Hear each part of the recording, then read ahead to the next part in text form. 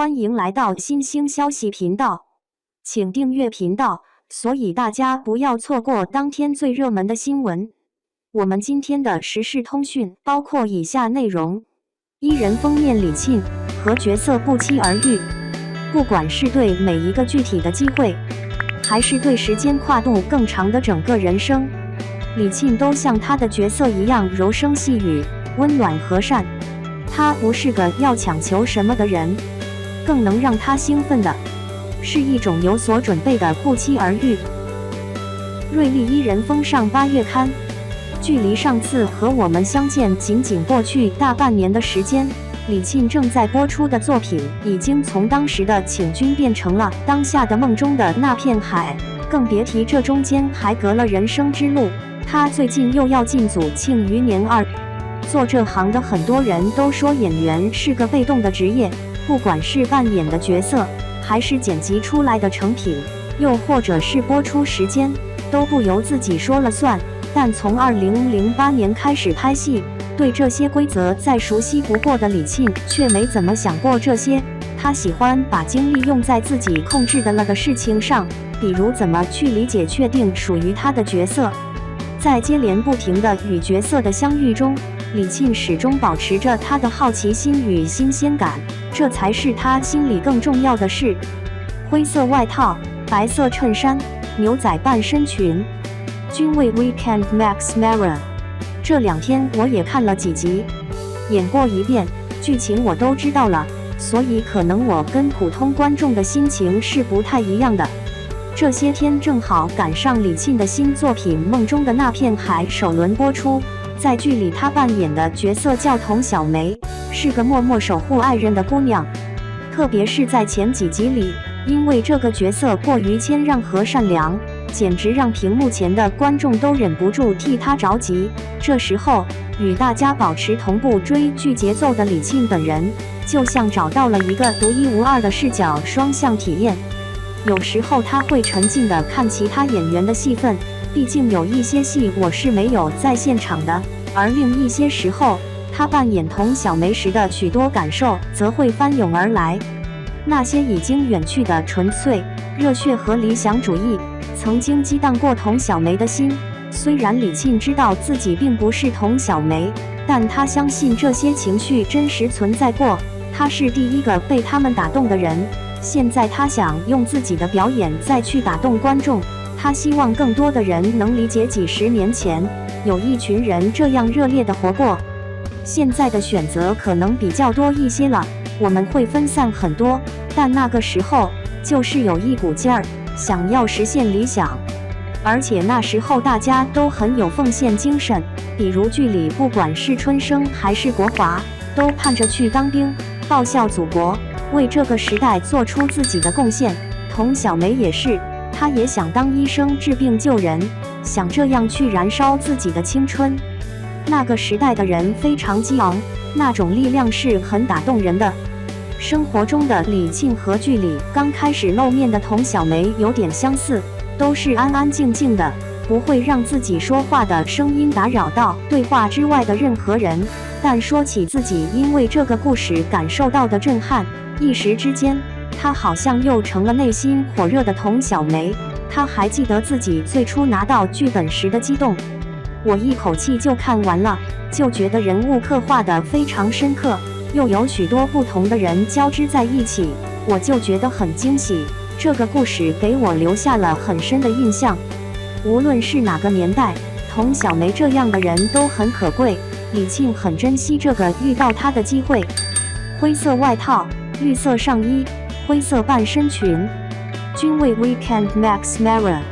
包括前一阵刚刚播完的《人生之路》也一样，李沁一直在通过这些作品探索着现实中跟他相距甚远的世界。如果说梦中的那片海里，童小梅是20世纪70年代北京大院女孩的代表，物质上她不缺什么，难得的是她有一颗平等看待所有人的心。那《人生之路》里她扮演的刘巧珍则完全是另一种奋进的典型。她没有童小梅的家世，还生在思想被禁锢的农村，但环境并不是她的束缚，只要想做，遇到再难的坎儿，他一样可以让自己走出来。表达方式不一样，成长环境不一样，但他们的内心都是非常坚韧和向上的。在和这些角色告别了好一阵子之后，李沁依然记得与他们相处时的很多感悟，他把这些收获称为一种互相滋养的过程。红色连身裙 Ferragamo， 鞋 Gianvito Rossi， 连衣裙 Balmain， 彩背上衣 Sibin 方。表面上看，李沁演绎角色是他在用他的阅历和理解去给角色赋予生命，而在他自己的记忆里，每一次扮演，他也能感受到角色独有的光芒。演完之后，还是会带给你很多涟漪。这些悠长的回味不会随着杀青或者进入下一个角色而结束。当然，创作是独立的，但他们为他带来的启发是长久的。每每想起，都能再次引发他的思考，让他再次感受演员这个职业的美妙。经常是你跟对手演员演着演着，就会有一种你已经完全投入进去了的感觉。那种时候可能跟剧本上写的并不完全一样，每个人的理解也都是不一样的，但就是在那一刻，你能感受到一种不期而遇的美好。李沁至今还记得去年在陕西拍《人生之路》时，和陈晓时不时就会碰撞出一些意料之外的感受，特别是当彼此都放松下来，并非有意识去创新的时候，那些真正能让他们赞叹的灵感反而会突然降临。也不是说玩，就是很放松又很投入的时候，演着演着就会变成那样。只要导演喊了开机却还没叫停，镜头前的演员不管遇到什么都要一直演下去。所以在这种跳跃的时刻，当站在对面的演员给了李沁剧本之外的反应，他也要顺应着给出反馈。这些不可预知也不能重来的瞬间，有点像偶然飘在空中的羽毛，它们不是可以提前准备出来的，想伸手抓住也很难。可一旦见识过、触碰过，就会明白这感觉有多珍贵。这之后的表演就不会再是机械性的工作，它们都是机会，让他可能再次偶遇这种独特的体会。不可能所有东西都按照你的预想来，那样的话，创作也没有什么意思了吗？一些不经意、不刻意的东西，反而是很生动的，也是会给人带来触动的。它们可能不是你设想的，也不是你做好了准备的，但这些当下发生的，却可能让你突然有收获。这就是创作中的灵光乍现。深蓝色连身裤，黑色长靴均为 Weekend Max Mara。虽然不能专门做什么去换取这种灵光乍现，但有句话叫机会是留给有准备的人的，这个道理在演戏这件事上同样成立。为了让自己能尽量多地赶上这种被灵感击中的时刻，李沁随时保持着一种敞开的心态。他知道，只有自己先足够打开，各种意想不到的表演才可能拥有被孕育的土壤。表演还是要打有准备的仗，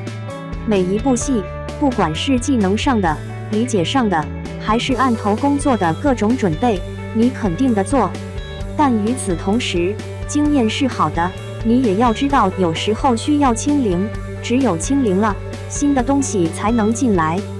或者说，当你投身到一个角色中，你要先清零，才能保持一个新的状态，才能拥有创作的热情。就拿他即将进组的《庆余年2》来说，这个故事的第一部杀青于2018年，距离现在已经有5年时间。这一次，李沁要再次穿上古装，成为那个大名叫林婉儿，绰号叫鸡腿姑娘的大家闺秀。她在内心做的准备不是各种层层叠叠的加法，反而是要尽可能的轻装上阵。即便她知道有太多人为了这个续集守候许久，她也不觉得这是她应该给自己增加的压力。她尊重每个人的期待，但也不想让别人的设想捆绑住自己的手脚。相对来说，反而压力没这么大了。这是我第一次拍续集，原来进一个戏总是会充满焦虑和忐忑，因为你确实要跟新角色相处，要拍一段时间才能顺手。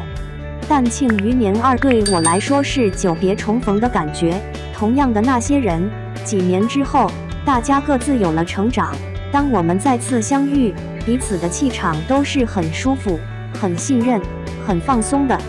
对比原来每次适应一个新角色，李沁都需要留出大概10天左右的时间去平复紧张的情绪，有时候甚至会紧张到失眠。这一回虽然还不太清楚拍摄中要有怎样的经历，至少心态上，他完全不担心之后几个月要面对什么。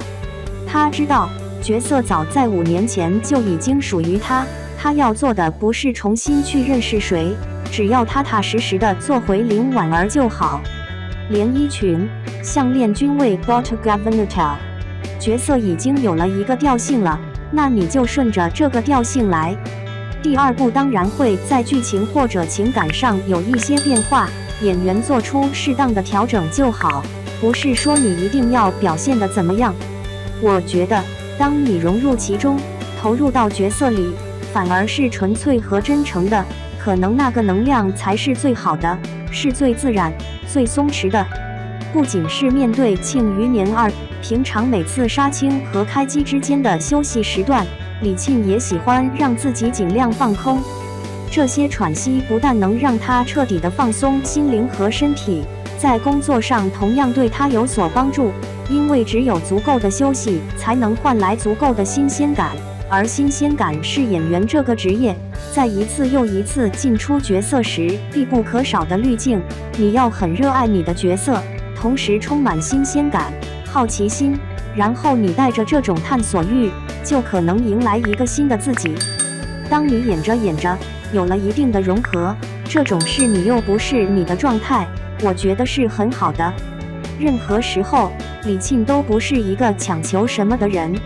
在工作范围内足够努力，同时在内心深处保持一种必要的松弛感，是他为自己寻找的平衡之道。